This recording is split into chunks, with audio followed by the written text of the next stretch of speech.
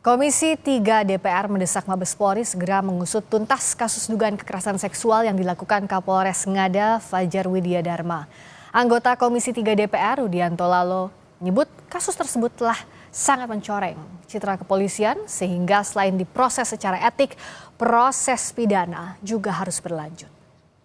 Pornografi ini disebar ke Australia kalau tidak salah. Ini lebih mencoreng lagi citra Polri di dunia internasional, sehingga perilaku oknum seperti ini tidak ada kata maaf, tapi harus ditegakkan hukumnya, perbuatannya harus dihukum setimpal dengan perbuatannya, hukuman harus setimpal dengan perbuatan. Karena sudah dinonaktifkan, sekarang diproses hukum. Sudah diproses hukum, kasih hukuman pemberhentian, pemecatan, lalu kemudian dipidanakan untuk diminta pertanggungjawabannya. Kapolres Ngada nonaktif AKBP Fajar Widya Dharma Lukman tersangkut kasus pencabulan 3 anak di bawah umur. Ada apa dengan Polri kita? Mengapa seorang perwira menengah Polri bisa melakukan kejahatan seperti ini? Kita ulas bersama Guru Besar Perguruan Tinggi Ilmu Kepolisian PTIK Albertus Wahyu Rudanto. Selamat malam Pak Wahyu. Selamat malam Mbak Priska. Ini perbuatan yang bukan hanya memalukan tapi sangat keji. Apa yang Anda lihat, apa semestinya yang dilakukan segera oleh Polri? Tentu tindakan tegas, tapi kan sampai sekarang juga statusnya belum jadi tersangka, masih diperiksa. Iya, terima kasih Mbak Priska. Kebetulan ini ya, si Fajar Lukman ini mahasiswa saya dulu di PTIK. Oh ya? Iya, ketika proses pendidikan dia tidak menunjukkan gejala-gejala perilaku menyimpang, tetapi kan sekarang sudah ada bukti-bukti faktual yang nggak bisa dibantah lagi. Ya. Soal narkoba sudah nggak bisa dibantah lagi. Kemudian soal tindakan seksual perilaku menyimpang ini juga sudah ada banyak buktinya. Oleh Mabes Polri sudah dinonaktifkan. Menurut saya dan pengalaman yang saya lihat selama saya 25 tahun jadi dosen di PTIK, itu kejadian perilaku menyimpang ini nggak hanya pada kasus Fajar, ada beberapa kasus yang sama yang tidak terdeteksi pada waktu dia di pendidikan. Ya. Sehingga menurut saya yang terjadi sekarang ini kan sudah pasti mencederai apa stigma organisasi, Ya. karena organisasi menjadi buruk ya, sehingga langkah-langkah yang dilakukan tadi betul banyak statement mengenai penegakan hukum, tapi yang kedua juga harus membuat malu dia dengan sesegera mungkin setelah di PTDH langsung diputuskan saja PTDH, nggak perlu lama-lama, karena Ya. sidang etik itu nggak bisa dilakukan 1 hari pun bisa karena sudah faktanya jelas. Yang kemudian proses pidana ini yang nyidik kan internal Polri sendiri. Ya. Juga nggak perlu lama-lama. Kalau perlu nggak sampai 1 minggu sudah diputus. Langsung dilimpahkan ke jaksa, pengadilan terbuka. Karena apa? Membuat dia malu itu setidaknya akan berimbas pertama membuat orang yang akan melakukan sama jera. Yang kedua juga menunjukkan bukti bahwa Polri juga tidak hanya sekedar kami menindak, tapi ada actionnya. Saya kira bukan sekedar statement, tetapi gerak cepat dalam bentuk eksekusi yang nyata ke publik. Itu menurut saya yang penting sekarang ini, Mbak. Oke, eksekusinya ini artinya selain etik, pidananya termasuk status tersangkanya, apa pasal yang dikenakan itu harus sesegera mungkin ya Pak Wahyu ya? Kalau dia sudah kan prosesnya begini. Ini sekarang kan sudah sidang kode etik informasi yang saya peroleh. Ya. Katakanlah 1-2 hari ini diputus, karena pengalaman yang beberapa waktu yang lalu sidang kode etik pun dilakukan hari Sabtu juga bisa, 1 minggu, artinya hari libur juga bisa dilakukan sidang kode etik karena ini internal polisi. Apalagi ini kan urgent menyangkut nama baik Polri, apalagi sudah mendunia kan.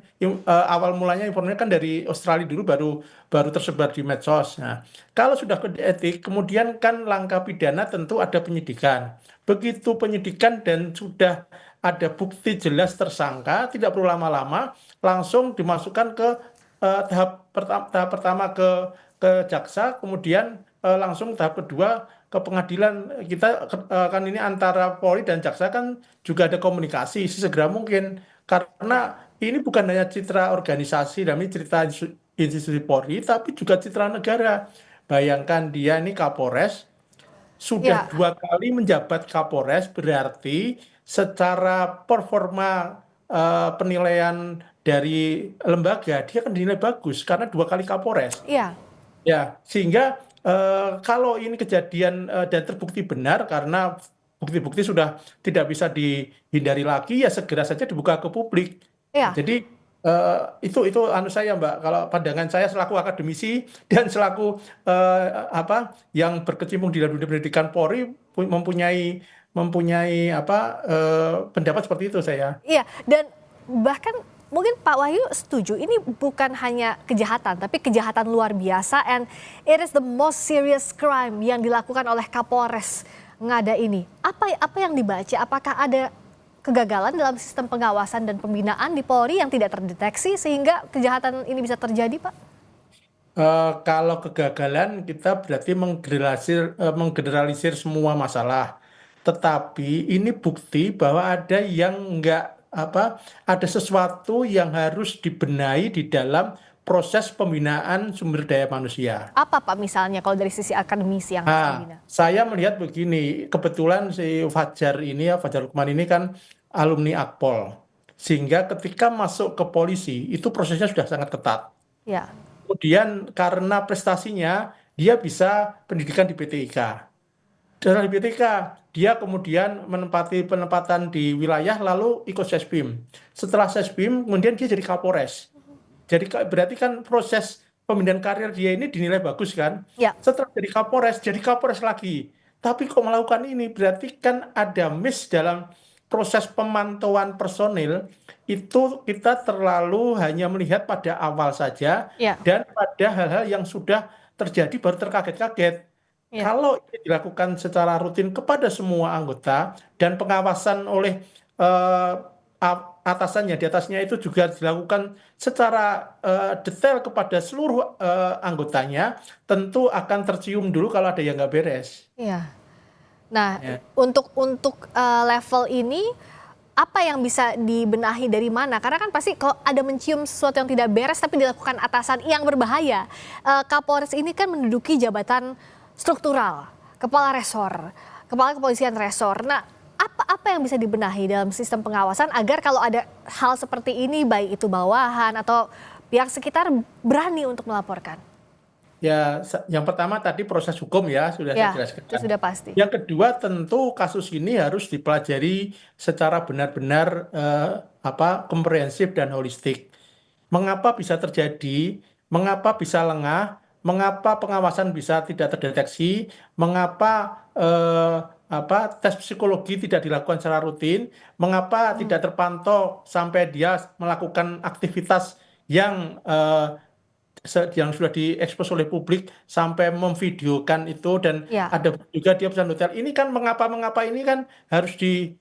dijadikan bahan kajian, Mbak. Ya, Saya sebagai orang kampus dan kampusnya di polisi melihat bahwa banyak pertanyaan-pertanyaan yang terjadi pada apa mantan Kapolres ini pada Fajar ini untuk ini bisa dibaca sebagai fakta-fakta empirik yang harus punya nanti kita kaji secara akademik sehingga kita punya di mana lubang-lubangnya. Lubang-lubang itu harus diperbaiki ya. karena bisa saja terjadi pada orang lain. Ya, dan terakhir selain Fajar, kita harus juga menelisik siapa polisi harus menelisik juga siapa saja yang terlibat termasuk juga kasus dugaan tindak pidana perdagangan orang itu ya, Pak.